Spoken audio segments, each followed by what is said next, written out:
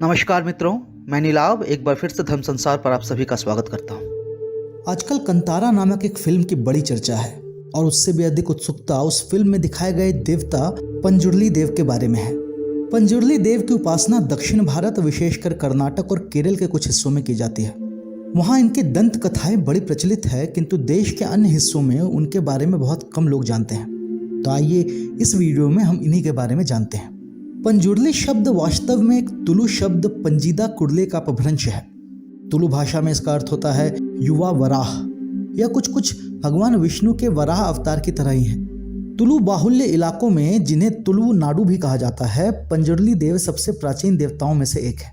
ऐसी मान्यता है कि जब पहली बार पृथ्वी पर अन्न की उत्पत्ति हुई, उसी समय पंजुर्ली देव पृथ्वी पर आए, अर्थात मानव सभ्यता के आरंभ में। कुछ विद्वानों का यह भी मानना है कि जब मनुष्यों ने खेती करना सीखा तो उस समय जंगली सुअर अर्थात वराह अपने पेट भरने के लिए उनकी फसल को खा जाते थे।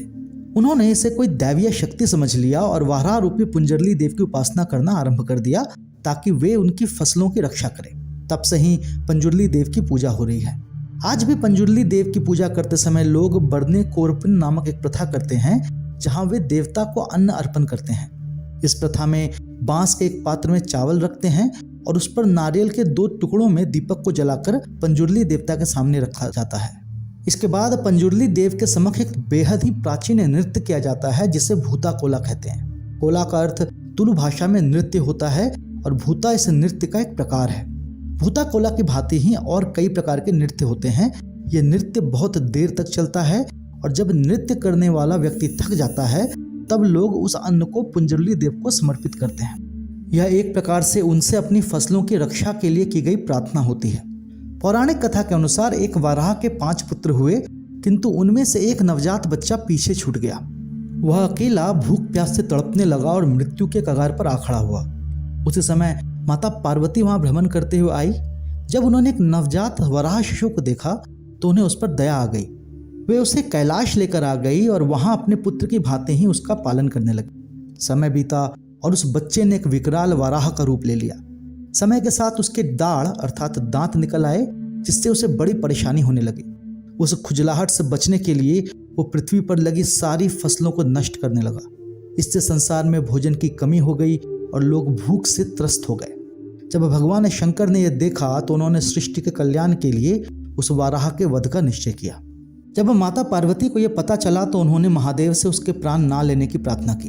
माता की प्रार्थना पर महादेव ने उसका वध तो नहीं किया, किंतु उसे कैलाश से निष्कासित कर पृथ्वी पर जाने का श्राप दे दिया। अपनी प्राण रक्षा के बाद उस वराह ने महादेव और माता पार्वती की अभ्यर्थना की और तब भोलेनाथ ने उसे एक दिव्य शक्ति के रूप में पृथ्वी पर जाने को कहा और वहां पर मनुष्यों और उनकी फसलों की रक्षा करने का आदेश दिया। तब से वह वराह पृथ्वी पर पंजुर्ली देव के रूप में निवास करने लगे और पृथ्वी पर फसलों की रक्षा करने लगे। इसी कारण लोगों ने इन्हें देवता की भांति पूजना आरंभ कर दिया। दक्षिण भारत में अलग अलग स्थानों पर इन्हें अलग अलग नाम से जाना जाता है। इनके नाम के साथ साथ इनकी पूजा पद्धति और रूप भी अलग अलग है। अधिकतर स्थानों पर इन्हें वाराह के रूप में ही दिखाया जाता है, किंतु कुछ स्थानों पर इन्हें मुखौटा पहने हुए मनुष्य के रूप में दर्शाया जाता है। इनकी एक बहन भी मानी गई है जिसका नाम कल्लूर्ती है। इन दोनों का एक प्रसिद्ध मंदिर मैंगलोर के बंतवाल तालुका में है। ऐसी मान्यता है कि वहीं पर कल्लूर्ती पंजुर्ली देव से मिलती है और इन दोनों की पूजा भाई बहन के रूप में की जाती है, जिन्हें एक साथ कल्लूर्ती पंजुर्ली देव के नाम से पूजा जाता है। तुलुनाडु में शायद ही ऐसा कोई परिवार हो जो इन कल्लूर्ती पंजुर्ली देव की पूजा ना करता हो। कल्लूर्ती पंजुर्ली को सभी लोग अपने परिवार के मुखिया के रूप में मानते हैं। परिवार में कैसी भी समस्या हो उसे इन दोनों के समक्ष लाना होता है और वे दोनों ही इस समस्या का हल बताते हैं।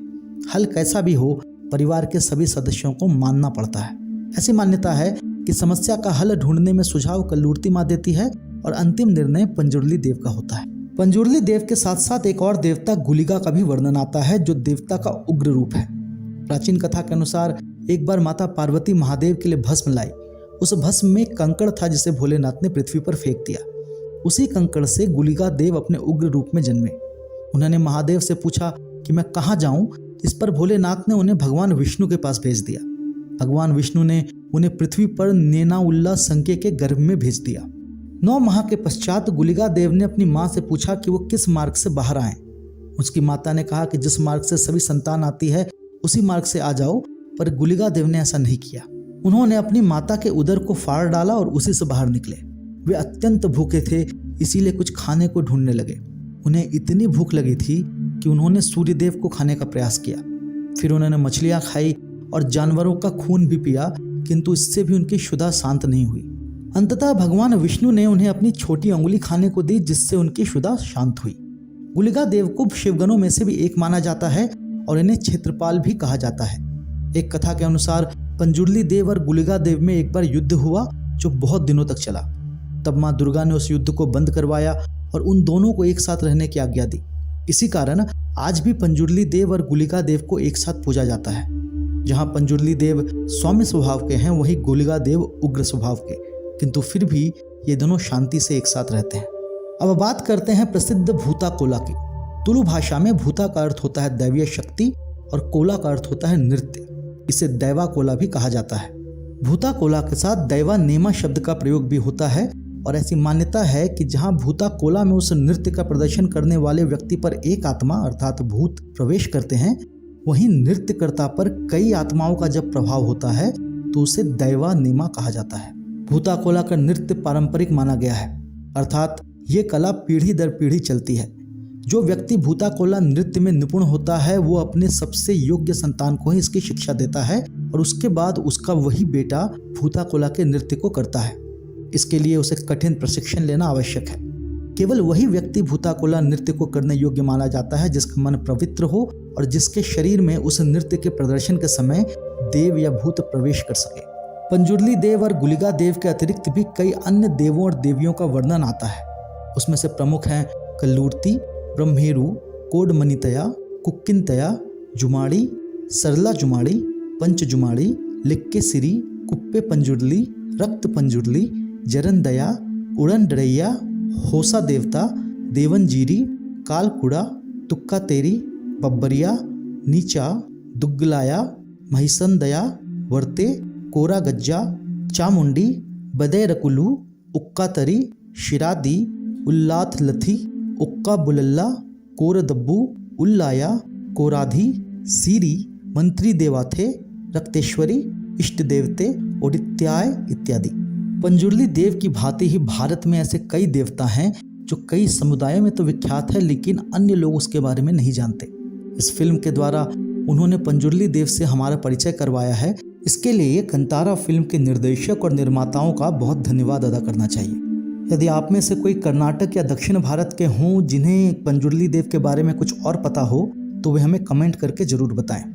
आशा है कि वीडियो आपको पसंद आया होगा। यदि ऐसा हो तो आप इसे लाइक कर सकते हैं और हमारे चैनल को सब्सक्राइब कर सकते हैं। इस विषय पर एक लेख हमने पहले ही धर्मसंसार.com पर प्रकाशित कर दिया है, जिसका लिंक हमने डिस्क्रिप्शन में डाला है। यदि आप चाहें तो उसे वहां जाकर पढ़ सकते हैं। यदि धर्म संसार के वीडियो आपको पसंद आते हों तो आप इसे अपने मित्रजनों और अपने परिवारजनों के साथ साझा कर सकते हैं। हम शीघ्र ही एक नई और रोचक वीडियो लेकर आपके सामने प्रस्तुत होंगे। तब तक के लिए विदा चाहता हूँ। जय पंजुर्ली देव।